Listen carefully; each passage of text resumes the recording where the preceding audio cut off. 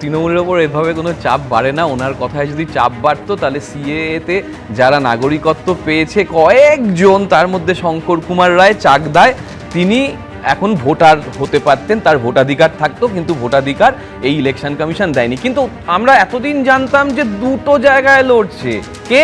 দুটো জায়গায়, নন্দীগ্রাম আর ভবানীপুর, শুভেন্দু অধিকারী। তোমরা দুবার দেখালে শুভেন্দু অধিকারী একটা প্রত্যয়পত্র পড়ছেন, সেখানে কি বলছেন? আমি একটি আসন ফিল আপ করার জন্য। সেটাই তো বলছি। না না, আমি আইন জানি না। এই একটি আসন, একটি আসন, একটি আসন, এইখানেই সমস্যা। শুরুতেই শুরু করে দিয়েছে, এটা চুলকানি বেড়ে গেছে আর কি। না বলছি তো, আচ্ছা বলে নি প্রদীপ্ত মুখোপাধ্যায়। আর ওই শুভেন্দুদা কিছুদিন আগে বলে দিল 177টা আসনে। আরে অমিত শাহজি, আপনি 7টা আসন কমিয়ে দিলেন কেন? 77টা আসন, আগের বার 200 বলেছিলেন। তারপরে দেখা গেল 2024-এ আপনারা নাকি কত আসনে এগিয়ে আছেন, প্রচুর আসনে। 77টা কলকাতা পৌরসভার আসনে নাকি আপনারা এগিয়ে রয়েছেন। 170-এ আটকে গেলেন, 200 পার বলছেন না, অলরেডি 30 কমিয়ে দিলেন। তাহলে সেই পারসেপশনেই যদি চলে আপকি বার 200 পার 77, তাহলে 170-এ কত? তার মানে তো আমাদের 230 নিশ্চিত করে দিয়ে যাচ্ছেন।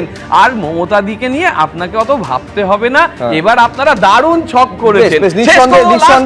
শুভেন্দু অধিকারীকে দুটো জায়গা থেকেই হারিয়ে পশ্চিমবঙ্গের রাজনীতি থেকে একদম নির্মম ভাবে সরিয়ে দেওয়ার রাজনীতি। নিঃসন্দেহে উত্তর দেবে শঙ্কুদেব পান্ডা, কিন্তু তার আগে আপনাদের এখানে দেখাতে চাইবো যে বৈষ্ণবনগরে দাঁড়িয়ে আজকে মমতা বন্দ্যোপাধ্যায় কি বলেছেন।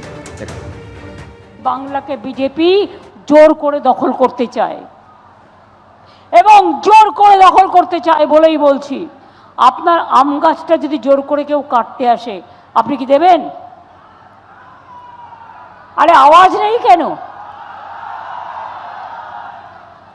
আপনার বাড়িতে আপনার বাচ্চাটাকে কেউ কাটতে আসলে আপনি দেবেন?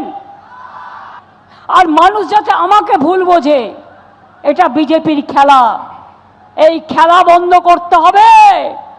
আর আমাদের খেলা হবে, খেলা হবে, এবারের খেলা হবে দুরন্ত খেলা, দুর্দান্ত খেলা। বাংলা থেকে বিজেপিকে শূন্য করার খেলা, কংগ্রেসকে শূন্য করার খেলা, গদ্দারদের শূন্য করার খেলা। মাথায় রাখবেন। কি মাথায় থাকবে তো? একদিকে পরিবর্তনে ডাক দিচ্ছেন অমিত শাহ, অন্যদিকে দুরন্ত এবং দুর্দান্ত খেলার মধ্যে দিয়ে বিজেপিকে শূন্য করার পাল্টা ডাক দিচ্ছেন মমতা বন্দ্যোপাধ্যায়। শঙ্কুদেব পান্ডা, দেখুন, মমতা বন্দ্যোপাধ্যায়কে যখন বলতে হয় দাঁড়িয়ে যে আওয়াজ নেই কেন, তখনই স্পষ্ট হয় যে মানুষ ওনার থেকে দূরে সরে চলে গেছে। মমতা বন্দ্যোপাধ্যায়ের এলাকায় সামান্য নমিনেশন দিতে যাচ্ছেন বিরোধী দলনেতা, সেখানে যেভাবে তাণ্ডব করতে হচ্ছে লোকজনকে দিয়ে, তাতে বোঝা যাচ্ছে যে ভবানীপুরে উনি হারতে চলেছেন এবং আতঙ্কিত হয়ে পড়েছেন। আমি স্পষ্টভাবে বলতে চাই যে উনি ওনার বক্তব্যে বারবার একটা হুমকি দিচ্ছেন, ভয়ঙ্কর খেলা হবে, ভয়ঙ্কর খেলা হবে। খেলা তো উনি শুরু করে দিয়েছেন। এই যে মোথাবাড়িতে যে গন্ডগোল হচ্ছে, ঝামেলা হচ্ছে, বিভিন্ন জায়গায় ওনার যে সব বহিরাগতরা নেমে পড়েছেন কোমর বেঁধে, অনুপ্রবেশকারীরা তাণ্ডব করছেন ভারতবর্ষের বুকে, সেটার আজকে সুপ্রিম কোর্ট কানের গোড়ায় থাপ্পড় দিয়েছে। এনআইএ তদন্ত হবে, তাই কেঁপে গেছেন, তাই আজকে ওনাকে রিয়াকশন দিয়ে বলতে হয়েছে। প্রকাশ্যে দাঁড়িয়ে উনি বলেছেন, কি বলেছেন শুনবেন, বলেছেন আমি এসব কিছু জানি না, ঠাকুর ঘরে কে না আমি কলা খাইনি, কে ওনাকে জিজ্ঞেস করতে গেছে, কে বলেছে যে উনি জানেন, কে বলেছে বিজেপি করিয়েছে, কে বলেছে? কারণ তৃণমূল মমতা বন্দ্যোপাধ্যায় প্রচারে গিয়ে বলেছেন এটা বিজেপি করিয়েছে। হ্যাঁ, কারণ উনি ওনাকে এটা, এবং দায়িত্বটা নির্বাচন কমিশন এবং বিজেপিকে নিতে হবে, কারণ সমস্ত ক্ষমতা মমতা বন্দ্যোপাধ্যায়ের হাত থেকে কেড়ে নিয়েছে কমিশন। এটা ওনাকে বলতে হচ্ছে কেন? এটা ওনাকে আজকে প্রকাশ্যে এসে এই চিৎকার চেঁচামেচি করতে, এই রিয়াকশন দিতে হচ্ছে কেন? কারণ উনি বুঝেছেন যে এনআইএ তদন্ত হলে বা সিবিআই তদন্ত হলে আস্তে আস্তে নাম উঠে আসবে ওনার কোন এজেন্সি এটা করিয়েছে, কারা কলকাতায় বসে এটা অর্গানাইজ করাচ্ছে। শুধুমাত্র একটা নির্দিষ্ট সম্প্রদায়ের ভোট তাকে কনসলিডেটেড করার জন্য এই ধরনের সরাসরি আক্রমণ, যারা অনুপ্রবেশকারী, যারা বহিরাগত, যারা দেশের শত্রু, তাদেরকে ভোটার লিস্টে নাম তোলানোর জন্য এই গভীর ষড়যন্ত্র। এবিপি আনন্দ, এগিয়ে থাকে, এগিয়ে রাখে।